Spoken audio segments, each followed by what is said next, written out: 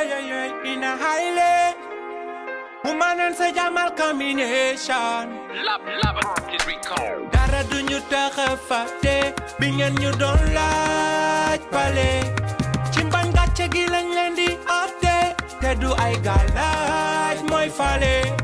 nawlatuñu politique artekel machiavélique bu ñuy dik te du ko def seexlu nañu tokkar mu bo ci pelmel wax bu angélique mënatul tax nga doon fi chef dëgg-dëgg bu doo ko denk kuy dóor du bowum cuune waaw góor wàññil ma say xandoor ndax munoo dëkkee gént bëgg ñu gëm la miin door mëtul ma tànnee sa xeet bàyyi di wax di waxeet bu la dara jaral nga tuur deret lor ñi fi xar seen tànk tubay deret. asalaamaaleykum as ñu ngi lay fay di la ziar di la jox sa wàccuwaay ma présenté wu man la El Hadj Moussalimou Dramé ñu gën ma xam ci As Dramé mooy conseiller municipal fii ci commune de Biscuiterie di un investi ci liste coalition Benno Bokk Yaakaar donc muy ñëw di wax ak askanu Sénégal di wax ak askanu Ndakaaru di wax ak surtout askanu Biscuiterie bi ma soqeekoo bi ma dëkk nekk fi di fi yëngatu ci wàllu politique ñu ngi leen ñëw ba pare jox leen seen wàccuwaay ñu ngi leen di ziar bu baax a baax di leen wax ni tey dañ ñëw pour lancer un appel à la population de Biscuiterie ne man mii toog di wax ak yéen As Dramé di conseiller municipal de l'APR à Biscuiterie maa ngi dëkk fii ci ñaari tali dëkk koñu jumaa ji di le fils de l'imam Dramé de la grande mosquée de ñaari tali donc maa ngi bokk ci coalition Benno Bokk Yaakaar ànd ak monsieur Ismaïla Gueye yàgg ànd ak moom di liggéey ci APR ci wàllu politique donc suñu coalition bi def nañ suñu investi ba pare le ministre Arona Coumba Ndoffène Diouf moo jiite liste bi la liste majoritaire mooy le candidat de Benno Bokk Yaakaar à Biscuiterie monsieur Ismaïla Gueye mooy tête de liste proportionnelle bi ici dans le Benno Yaakaar à Biscuiterie donc ñuy woo tous les jeunes di woo les vieux di woo les sages di woo les adultes di woo toutes les femmes ngeen ñëw jàppale ma ci liste coalition Benno Bokk Yaakaar ñu redresser la mairie defar suñu mairie Biscuiterie jël mairie bi le 22 janvier 2020 le 23 janvier 2022 incha allahu rabbi parce que APR ñëpp a booloo nekk benn ànd ak waa parti socialiste ànd ak 43 partis ànd ak société civile bi ànd ak les grands mouvements donc am nañ yaakaar lool na yàlla dina def ndam incha allah song nañ liggéey bi yàgg nañ ko def xam nañ nan la xam nañ naka la li ñuy ñaan rek yàlla bu ñu cat jiitu ñu ngi ñaan yàlla suñu borom mu defal ñu ndam lu sedd guy te di lancer appel di profiter di lancer appel suñu adversaire politique yi duñu ay noon ay adversaire politique la ñoo bokk fii commune de Biscuiterie donc li ñu commune de Biscuiterie moo ëpp doole li ñuy séparer ay parti la rek ay parti politique bu politique weesoo ñun ñoo dëkk fii ñooy daje chaque jour di saafonte ñooy daje ci dëj yi di daje ci mariage yi di daje ci ngénte yi kon c'est la commune qui gagne donc bu dara ñaaw wax bu ñaaw bu mu jib xeex bu mu am donc nañ ko def ci jàmm parce que yàlla ka muy fal na ko ba pare ci sabab lu rek lañ nekk ndax doomu aadama moom xamul li xew ëllëg yàlla rek ko xam waaye nag su ma sañoon ak li ma gënal ak li ma bëgg li may ñaan yàlla suñu borom mu nekk la coalition Benno Bokk Yaakaar le 23 janvier 2022 ñu ne vive la coalition Benno Bokk Yaakaar may woo sama militant yëpp góor ak jigéen mag ak ndaw xale ak jigéen xale bu ndaw ak jigéen di woo ñëpp ñëw leen jël seen carte xam naa ne retiré ngeen seen carte ba pare ngeen sàndil ko la coalition Benno Bokk Yaakaar je lance un appel de Waagu Ñaay à Bopp de Cité Bissap à Ñaari Tali et à Bentali et à Cité Khadim extension ñu ngeen préparé wu jóg takku dëgër jàppale la coalition Benno Bokk Yaakaar parce que c'est la meilleure coalition ñu mën a changer suñu mairie liggéey suñu mairie comme ni mu waree donc may lancer appel suñu militants yëpp ñëw leen ngeen jàppale la coalition Benno Bokk Yaakaar parce que gis nañ tamit lu coow li bëri président Macky Sall mi ngi liggéey terre bi le 31 décembre mu daw mi ngi defal les grandes routes de la capitale pour désengorger capitale bi mi ngi def yeneen projet ah Pakasen mi ngi fi gis ngeen mairie yi ñu ngi pavage fépp Pakasen projet président Macky Sall moo ko jox les maires pour ñu def ko ci gox-goxaat yi ak ci koñ yi gis ngeen le FERA projet président Macky Sall mooy xale yi sol tenue di bale ci mbedd yi projet président Macky Sall donc mi ngi liggéey Sénégal nañ ko jàppale mu gën a gëm ku ko bëgg a jàppale nag mooy da ngay voter la coalition Benno Bokk Yaakaar ñu ñëw vive le 23 janvier 2022 encore une fois mooy lancer un appel notre candidat c'est le ministre Arona Coumba Ndoffène Diouf mooy suñu tête de liste majoritaire suñu tête de liste proportionnelle mooy l'enfant chéri de Biscuiterie ki xale yi bëgg ki jigéen ñi bëgg ki ndaw ñi bëgg kooku mooy monsieur Ismaïla Gueye l'inspecteur des impôts de classe exceptionnelle entrée majeure sortie majeure kon kooku ku ànd ak moom ànd ak cuune donc damay profiter aussi di wax ni organiser nañu benn tournoi de football ci terrain Ngelaw les 8 ASC de la commune organisé par monsieur Pipo Malouf Diouf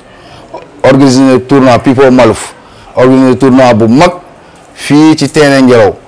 parrain bi Ismaïla Gueye la monsieur Ismaïla Gueye et notre tête de liste majoritaire monsieur Arona Coumba Ndoffène Diouf donc tournoi bi dafay démarrer demain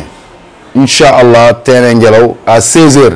première heure bi dina am match bopp Bentali deuxième heure bi c'est à 17h20 match bopp Bentali bi ça démarre à 16h deuxième heure bi dina am match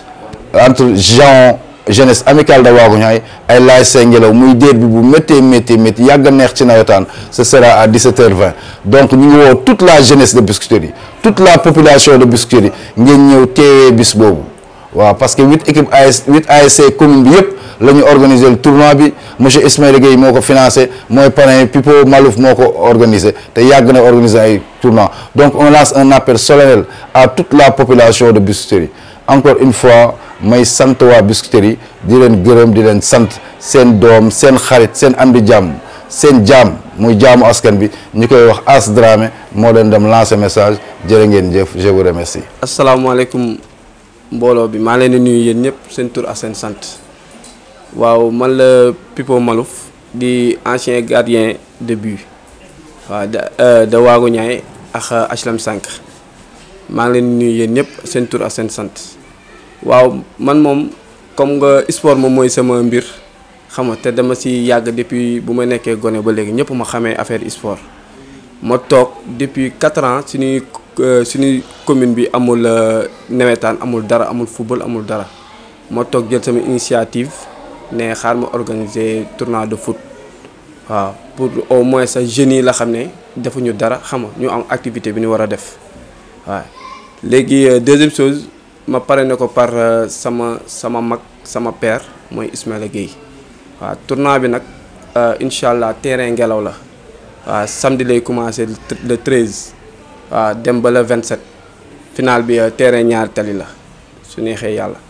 waaw demee incha allah su neexee yàlla première heure 15h lay commencé waaw bopp la ak benn tali waaw deuxième heure à 17h. Waagu Ñaay ak Ngelaw su neexee mooy match quart de finale yi dimanche incha allah su neexee yàlla waaw kii dina tasante ak lëm gi ak Cité Bissap première heure à 15h deuxième heure ñaari tali ak contre Biscuiterie waaw ñoom ñooy quart de finale yi waaw semaine prochaine beneen semaine bi la demi finale yi su neexee yàlla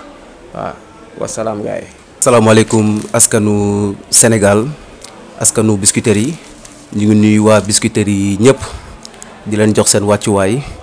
di rafetlu di am contentement ci compagnonnage politique bi nga xamante ni moom lañ yàgg def ak waa askanu Biscuiterie donc lépp lu coalition Benno Bokk Yaakaar monsieur Sumb ànd nañ si ak askanu Biscuiterie ñu jàpp si engagé aussi ci engagement boo xamante ni c'est un engagement sans limite sans faille donc ñu ngi leen di gërëm di leen sant bu baax. waaye di leen wax ni nag dañuy jëm ci ay joutes électorales yu am importance mu nekk ay élections locales yoo xamante ni c'est d'une importance capitale pour la coalition Benno Bokk Yaakaar à Biscuiterie donc nag yàlla suñu borom def le ministre Arona Coumba Ndoffène Diouf qui a été choisi comme tête de liste de la coalition Benno Bokk Yaakaar ici à Biscuiterie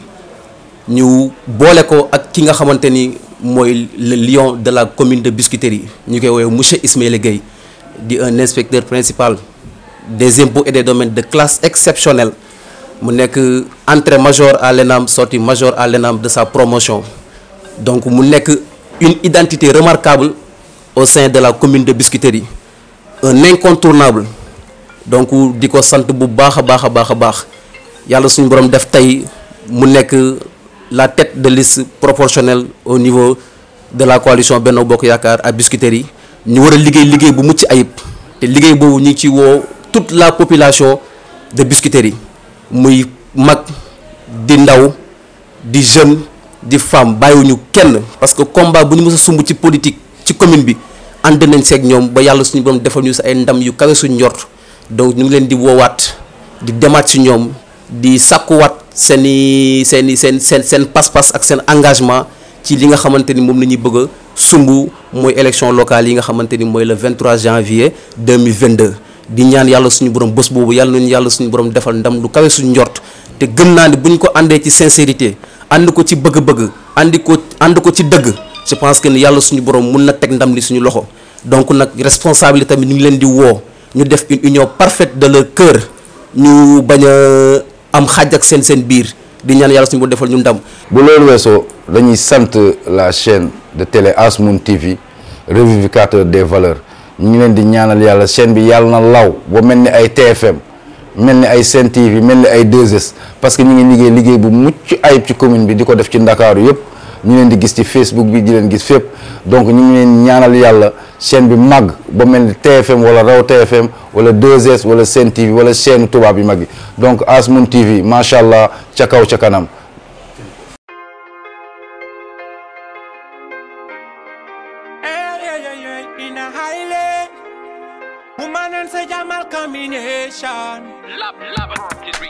dara duñu tax a fàtte bi ngeen ñu doon laaj pale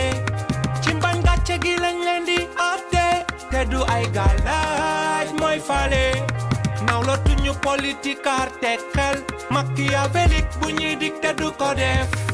seexlu nañu tokkaar mu bo ci pelmel wax bu angélique mënatul tax nga doon fi chef dëgg-dëgg bu doo ko denk kuy dóor du ko cuune waaw góor wàññil ma say xandoor ndax munoo dëkkee gënt bëgg ñu gëm loo miin door mëtul ma tànne sa xeet bàyyi di wax di waxeet bu la dara jaral nga tuur deret lor ñu fi xar seen tànk tubay tere